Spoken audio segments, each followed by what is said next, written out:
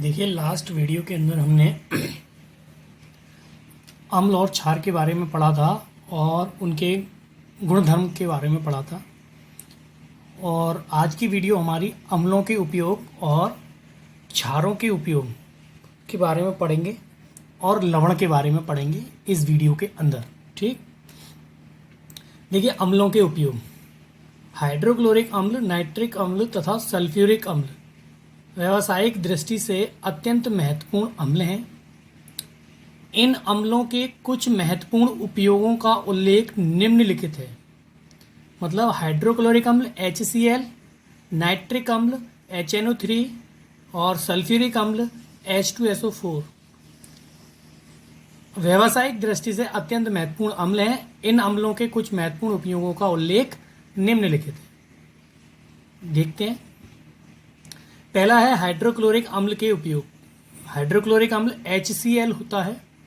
इसके उपयोग, पहला उपयोग है इसका क्लोराइड तथा क्लोरीन गैस बनाने में। क्लोराइड तथा क्लोरीन गैस बनाने में, क्लोरीन गैस जब बनाई जाती है तो हाइड्रोक्लोरिक अम्ल का उपयोग किया जाता है। दूसरा है कलई से पहले लोहे की चादरों को साफ करने में।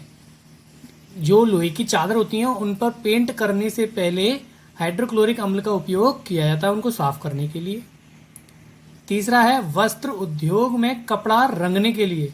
कपड़ों पर जो कलर होता है उसके अंदर HCl का उपयोग होता है, हाइड्रोक्लोरिक अम्ल का उपयोग होता है। अगला देखते हैं नाइट्रिक अम्ल के उपयोग हैं। उर्वरक, विस्फोटक, रंग तथा औषधि बनाने के लिए। उर्वरक यानी कि आपके फर्टिलाइजर जो खादों के साथ उपयोग होता है, खाद के रूप में। ठीक। विस्फोटक, रंग, विस्फोटक मतलब जो बम वगैरह बनाने के लिए, रंग जो कलर आपके हैं, तथा औषधि यानी कि मेडिसिन बनाने के लिए, सोने तथा चांदी को शुद्ध करने के लिए। सोने और चांदी को शुद्ध करने के लिए मतलब प्योर करने के लिए भी नाइट्रिक अम्ल का उपयोग किया जाता है। इसके बाद सल्फ्यूरिक अम्ल के उपयोग हैं। उर्वरक यानी कि फर्टिलाइजर, वो जो आपका अभी नाइट्रिक अम्ल का था वही है ये फर्टिलाइजर जो आपका खादों के रूप में उपयोग किया जाता है खेतों में। धावन पाउडर यानी कि धावन सोडा, प्लास्टिक कृत्रिम रेशे बनाने में। ठीक है, रेशे जो होते हैं आपके पेट्रोलियम उद्योग में शोधन के लिए। पेट्रोलियम को यानी कि शुद्ध करने के लिए किसका उपयोग किया जाता है? सल्फ्यूरिक अम्ल का उपयोग किया जाता है। ठीक। इसके बाद हमारे जो उपयोग आएंगे वो क्षारों के उपयोग हैं। चलिए देखते हैं क्षारों के उपयोग।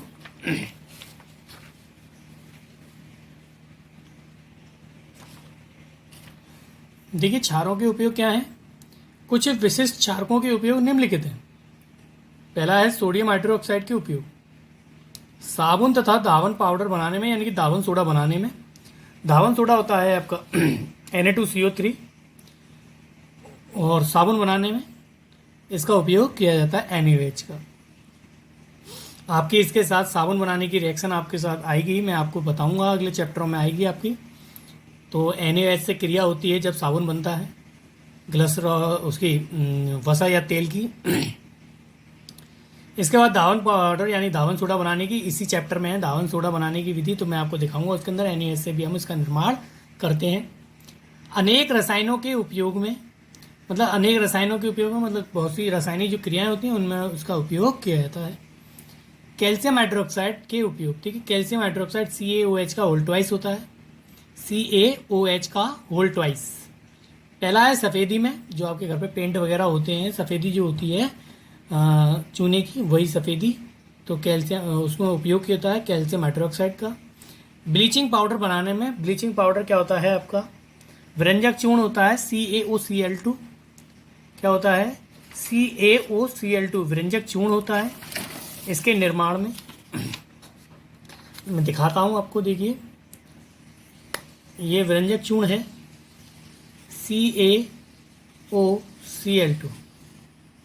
इसके निर्माण में उपयोग किया जाता है किसका? कैल्शियम हाइड्रोक्साइड यानी कि CaOH का होल ट्वाइस। क्लोरीन से अभिक्रिया होती है तो आपका व्यंजक चूर्ण बनता है। क्या बनता है? व्यंजक चूर्ण, और H2O निकल जाता है। क्या निकल जाता है? H2O। ये व्यंजक चूर्ण होता है, ब्लीचिंग पाउडर होता है। इसके निर्माण में भी उपयोग होता है कैल्शियम हाइड्रोक्साइड का, किसमें, ब्लीचिंग पाउडर के बनाने में।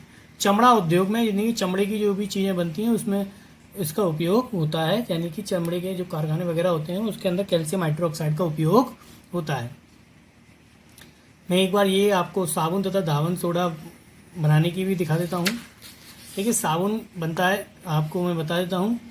तेल और वसा का सूत्र जो होता है वो होता है CH3 COO C17 H35, ठीक। Single bond CH2 sorry CHCOO C17 H35, ठीक। फिर आपके पास यहाँ पर CH2COO C17 H35, ठीक। NaS से अभिक्रिया होगी, प्लस में एरो ग्लिसरॉल बनेगा CH2OH CHOH CH2OH, और ग्लिसरॉल आपका देखिए साबुन बनेगा C17 H35 COO Na, ठीक। ये बैलेंस होगा यहाँ पर। कितने एन है यहाँ पर, कितने C17 H35 थे, 3 थे, तीनों आ गए। COO कितने हैं, 3 थे, तीनों COO आ गए, ठीक। Na यहाँ पर 3 हो गए, तीनों Na आ गए, ठीक। यहाँ पर जो दिख रहा होगा आप सभी को, यहाँ पर क्या चीज़ बची, देखिए CH2OH, कितने OH हैं, 3 OH, 1 OH 2 OH 3 OH, तीनों आ चुके हैं। तो ये आपका साबुन का सूत्र होता है, किसका, साबुन। वैसे इसका नाम जो होता है सोडियम स्टीरेट होता है, सोडियम स्टीएरेट नाम होता है इसका, सभी को समझ में आया होगा। देखिए, और इसने दूसरा बताया था, मैंने आपको बताया ये तेल और वसा है, तेल और वसा का सूत्र होता है, यानी कि फैट जो चिकनाई होती है, तेल, उसका सूत्र होता है CH2COO C17 H35 CHCOO C17 H35 CH2COO C17 H35, ठीक। सभी को समझ में आया होगा। फिर इसने दूसरा बताया धावन पाउडर बनाने में, धावन सोडा बनाने में, धावन सोडा भी बनाने में इसका उपयोग होता है, ठीक। धावन सोडा होता है Na2CO3, ठीक। NaOH का उपयोग होता है, NaOH का उपयोग होता है, प्लस CO2 ले लेते हैं, ठीक। 2 ले लेते हैं, 2 Na, तो 2 Na आपके पास आ चुके हैं, ठीक। Na2 C एक था, एक C आ चुका है। O कितने हैं, देखिए यहाँ पर 2 ये रहे और 2 ये रहे, 4 हैं, यहाँ पर 3 आ चुके हैं। कितने बचे आपके, H कितने हैं, 2 हैं, तो H2O, ये आपका बन जाएगा क्या, धावन सोडा, यानी कि धावन पाउडर बनाने में भी इसका उपयोग किया जाता है। सभी को समझ में आया होगा। आगे देखते हैं इसका उपयोग। अमोनियम हाइड्रोक्साइड के उपयोग हैं। देखिए अमोनियम हाइड्रोक्साइड का उपयोग अमोनियम लवण बनाने में, अमोनियम लवण बनाने में जिसके अंदर अमोनियम लवण, मैंने बताया अमोनियम नाइट्रेट, अमोनियम सल्फेट, जिनके पीछे जी आ जाते हैं सल्फेट, क्लोराइड, नाइट्रेट, वो लवण होते हैं, ऐसे लवण बनाने में। एल्यूमिनियम हाइड्रोक्साइड के उपयोग है वस्त्र उद्योग में, यानी कि एल्यूमिनियम हाइड्रोक्साइड का सूत्र जो होता है मैं आपको बता दूं, यहाँ पर अमोनियम हाइड्रोक्साइड होता है NH4, अमोनियम जो हाइड्रोक्साइड का सूत्र होता है NH4OH होता है। ये अमोनियम हाइड्रोक्साइड है, क्या है ये, अमोनियम हाइड्रोक्साइड,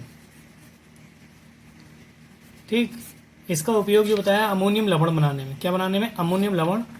अब आपके पास इसने बताया फिर एल्यूमिनियम हाइड्रोक्साइड, तो एल्यूमिनियम हाइड्रोक्साइड का सूत्र होता है ALOH का होल थ्राइस, ALOH का होल थ्राइस, एल्यूमिनियम हाइड्रोक्साइड। इसका उपयोग कहाँ होता है, वस्त्र उद्योग में होता है, कहाँ होता है, वस्त्र उद्योग में होता है एल्यूमिनियम हाइड्रोक्साइड, ठीक है। सभी को समझ में आ रहा होगा। ये आपके क्या हुए हैं, अम्ल और क्षार के उपयोग खत्म हुए हैं, और इसके अंदर अब हम पढ़ेंगे लवण। क्या पढ़ेंगे, लवण। लवण क्या होते हैं, लवण किसे कहते हैं, या लवण कितने प्रकार के होते हैं, और लवण को कितने वर्गों में बांटा गया है, ये सब हम इसके अंदर पढ़ेंगे। चलिए देखते हैं।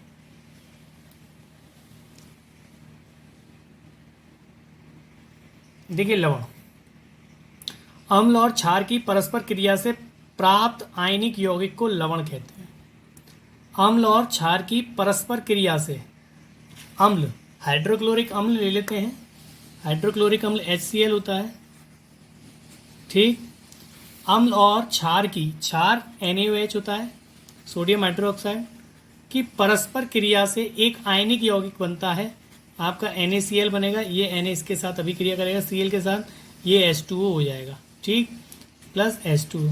तो ये एक आयनिक यौगिक है। क्या ये एक आयनिक यौगिक है? क्यों आयनिक यौगिक है? क्योंकि ये आयनों में, जलीय विलयन के अंदर किसमें, आयनों में टूट जाता है। कैसे? NaCl, Na पॉजिटिव और Cl नेगेटिव में टूट जाता है। कैसे तोड़ते हैं मैं भी आपको ये बता देता हूँ। NaCl है, Na यहाँ पर कितना है, 1 है, Cl कितना है, 1 है, क्रॉस कर देते हैं। आगे वाले पे हमेशा उतने पॉजिटिव और पीछे वाले पे उतने नेगेटिव। आगे वाले पे कितने पॉजिटिव आ रहा है, 1, पीछे वाले पे कितने नेगेटिव आ रहा है, 1। तो ये आपका क्या आ जाएगा, Na पॉजिटिव और Cl नेगेटिव। आगे वाले पे हमेशा पॉजिटिव आएगा, पीछे वाले पे नेगेटिव आएगा। जैसे मैं कहूँ आपसे K2SO4, ठीक, K कितने हैं, 2 हैं, SO4 कितना है, पूरा 1 है, कितना है, 1 है। K कितने हैं, 2 हैं, SO4 कितना है, 1 है। K पे कितने पॉजिटिव आएंगे, 1 पॉजिटिव, और SO4 पर कितने नेगेटिव आएंगे, 2, क्योंकि आगे वाले पे हमेशा पॉजिटिव आता है। देखिए 2 तो K थे, तो 2 तो हमने लगा लिया, 2 K हो गए, ठीक। लेकिन पॉजिटिव कितने आ रहे हैं, इससे 1, लेकिन SO4 पे कितने नेगेटिव आ रहे हैं, 2। समझ में आया ना? इस तरीके से हम तोड़ते हैं इनको आयनों में, ठीक। तो बताया यहाँ पर कि अम्ल और क्षार की क्रिया से प्राप्त एक आयनिक यौगिक जो प्राप्त होता है, ठीक, वह लवण कहलाता है। क्या कहलाता है, लवण। ये क्या है, एक लवण है, सॉल्ट है। क्या है, ये एक सॉल्ट है। वैसे सोडियम क्लोराइड नमक होता है, आप सभी को मालूम होना चाहिए। ये एक लवण है, क्लोराइड, ठीक है, सल्फाइड वगैरह जो भी होते हैं, ये सब लवण होते हैं। मैंने आपको पहले भी बताया है लास्ट वीडियोस के अंदर। हम बात करेंगे यहाँ पर एग्जाम्पल की। एग्जाम्पल जैसे आपको दिया हुआ है, हाइड्रोक्लोरिक अम्ल और सोडियम हाइड्रोक्साइड की परस्पर क्रिया से सोडियम क्लोराइड आयनिक यौगिक बनता है। सोडियम क्लोराइड आयनिक यौगिक बना है। ये एक आयनिक यौगिक है, जैसे कि मैंने अभी बताया, जिसे लवण कहते हैं। क्या कहते हैं, जिसे लवण कहते हैं। सभी को समझ में आ रहा होगा। आगे देखते हैं, आगे क्या दिया हुआ है। प्रबलता के आधार पर लवण के प्रकार, ठीक है, प्रबलता के आधार पर लवण के प्रकार। अम्ल तथा क्षार की प्रबलता के आधार पर लवण 3 प्रकार के होते हैं। लवण कितने प्रकार के होते हैं, 3 प्रकार के होते हैं। देखिए कौन कौन से होते हैं, उदासीन लवण, अम्लीय लवण, क्षारीय लवण। प्रबल अम्ल और प्रबल क्षार जब आपस में अभिक्रिया करते हैं तो उदासीन लवण बनता है। क्या बनता है, उदासीन लवण बनता है। जब प्रबल अम्ल और दुर्बल क्षार आपस में अभिक्रिया करते हैं तो अम्लीय लवण बनता है। कैसा लवण बनता है, अम्लीय लवण बनता है। जब दुर्बल अम्ल और प्रबल क्षार आपस में अभिक्रिया करते हैं तो क्षारीय लवण बनता है। ये आपको याद रखना है, ठीक। आगे देखते हैं, आगे हमको क्या दिया हुआ है।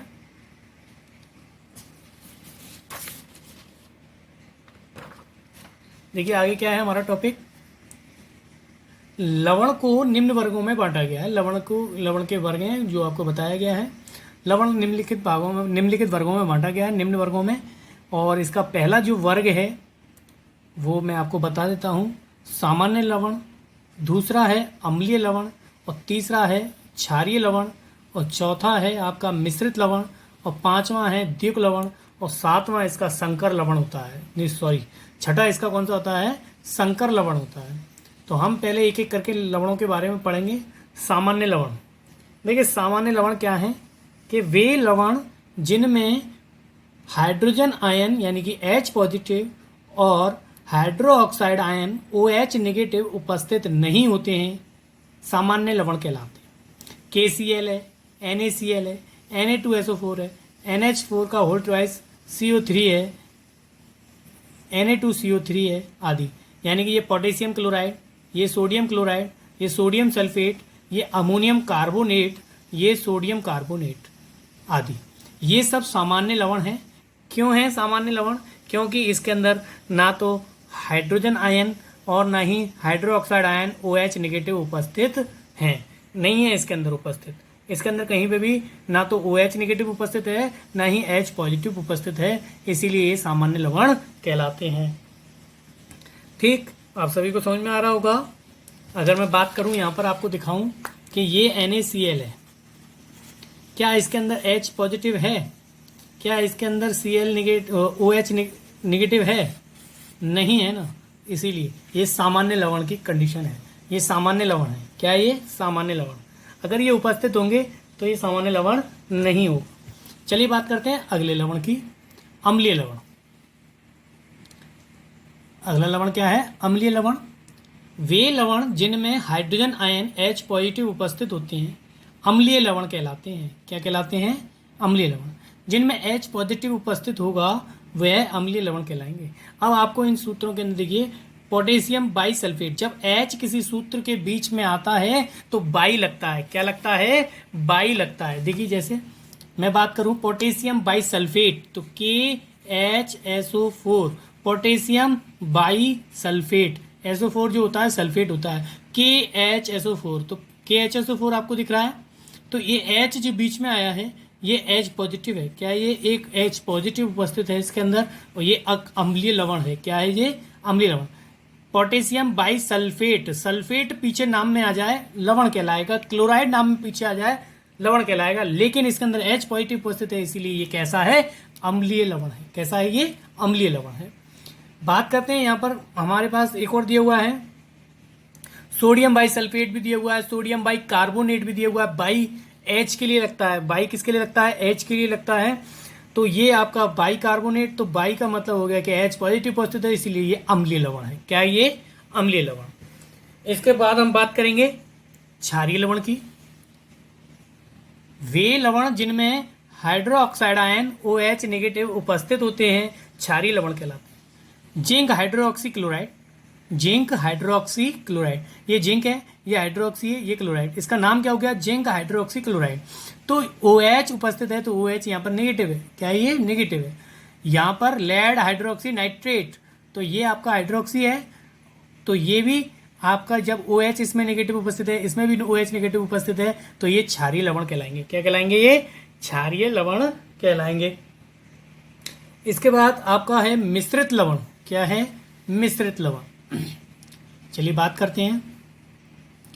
वे लवण जिनमें एक से अधिक धनायन व एक से अधिक ऋणायन उपस्थित होते हैं मिश्रित लवण कहलाते हैं। क्या कहलाते हैं? मिश्रित लवण कहलाते हैं। एक से अधिक धनायन और एक से अधिक जब ऋणायन उपस्थित होते हैं तो वो क्या कहलाते हैं? मिश्रित लवण कहलाते हैं। क्या कहलाते हैं? मिश्रित लवण। चलिए देख लेते हैं, जैसे कि आपको दिया हुआ है sodium potassium sulphate, sodium potassium sulphate.